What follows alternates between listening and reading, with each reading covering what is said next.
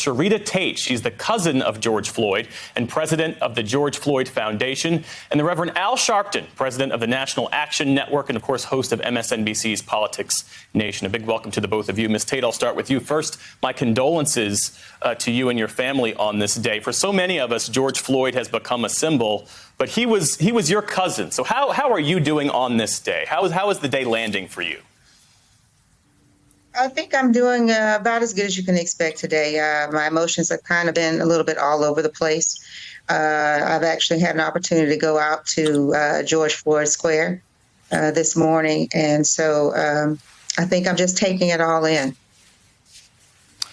And Reverend Al, I wonder if you can, as you do so well, assess the moment for us. You have delivered eulogies for Daunte Wright, Andrew Brown Jr., Andre Hill, George Floyd, before that, Michael Brown and Eric Garner.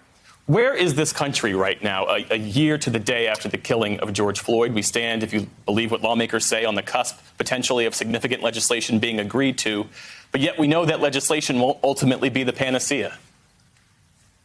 We are at the precipice, I believe, of really coming to terms with policing. I think George Floyd's lynching by knee a year ago today really changed how people responded. The question is whether the government will meet the will of the people. I talked by phone last evening with President Biden, who was saying to me that he did not want to look like he was putting political pressure. He wanted to meet with civil rights leaders on this after he meets with the family in the right period of time.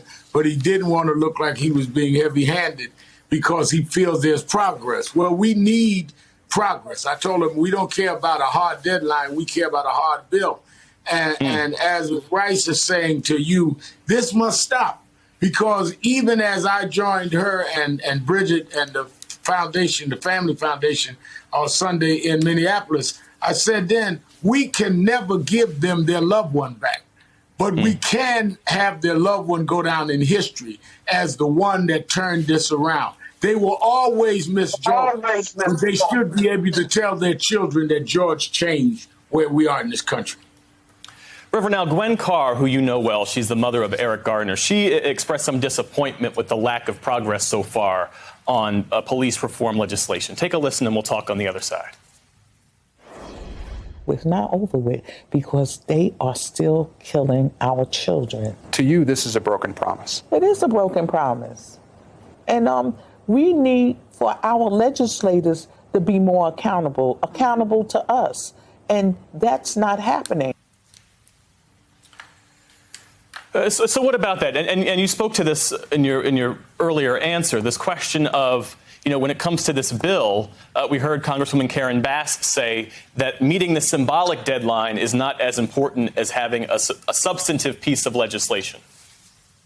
No, I think that Gwen Carr is absolutely right. And it was that determination that we kept fighting here in New York and got the Eric Garner bill, both on the state and city level. I'm here at National Action Network, and the mayor and others were just here. We did 9 minutes and 29 seconds on our knee to stand with George Floyd to say that the federal government must do what New York has done, and that is legislation, is law.